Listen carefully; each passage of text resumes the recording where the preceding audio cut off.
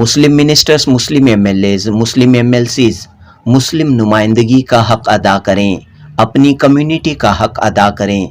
मुस्लिम ministers, मुस्लिम MLAs, MLCs मुस्लिम नुमाइंदगी का हक अदा करें, सिर्फ अपनी पार्टी और अपने सियासी आकाओं को खुश करने में मसरूफ़ न रहें, बल्कि मुस्लिम मसाइल पर खुलकर बात करें।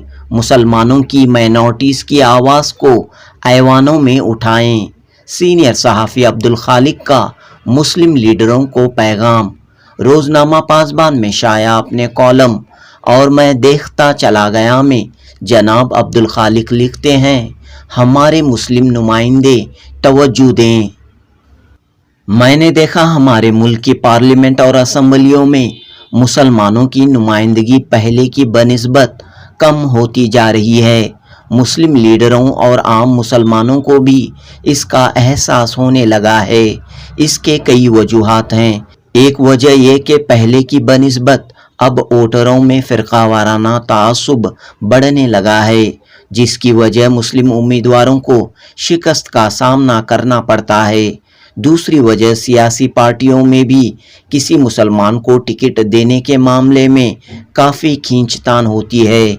ये कहकर टिकट नहीं दिया जाता कि टिकट देने पर भी वो कामयाब नहीं होते।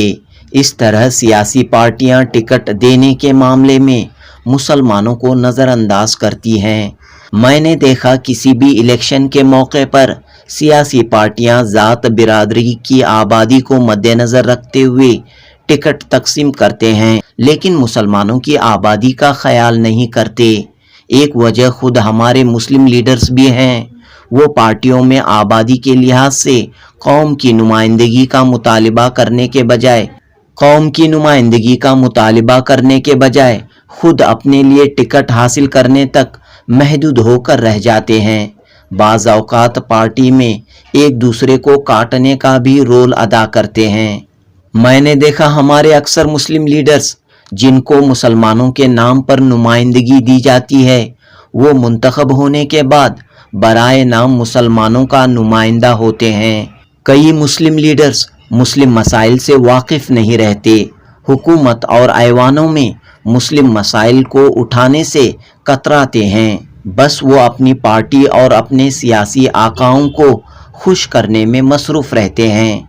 अपने आप को सेकुलर कहलाने के लिए वो मुसलमानों से ज़्यादा दूसरों का काम करते हैं और अपने आगे पीछे जय जयकार लगाने वालों को पूरी कौम समझते हैं। मैंने देखा बाज़ मुस्लिम लीडर ऐसे भी हैं जो खामोशी के साथ बग़ैर पब्लिसिटी के काम किए जा रहे हैं। वो अपने हलके की तरक्की, अवाम के मसाइल के साथ साथ मुस्लिम मसाइल को जानने और मुस्लिम मसाइल को हल करने के लिए मिली इदारों से रब्त रखते हैं। जब मुस्लिम नुमाइंदगी के नाम पर टिकट या ओहदा दिया गया तो नुमाइंदगी का हक अदा करना चाहिए। जब नुमाइंदगी की बात उठी है तो हमें एक वाक़या याद आता है। मरहूम अजीज़ सेठ साहब जब वज़ीर थे, विधान सौदा में उनके दफ्तर से लगकर एक और वज़ीर बसवलिंगप्पा का दफ्तर था। दोनों दोस्त थे। एक मर्तबा बसवलिंगप्पा ने सेठ साहब से कहा कि क्या जी हमेशा आपके दफ्तर के पास मुसलमानों की भीड़ लगी रहती है?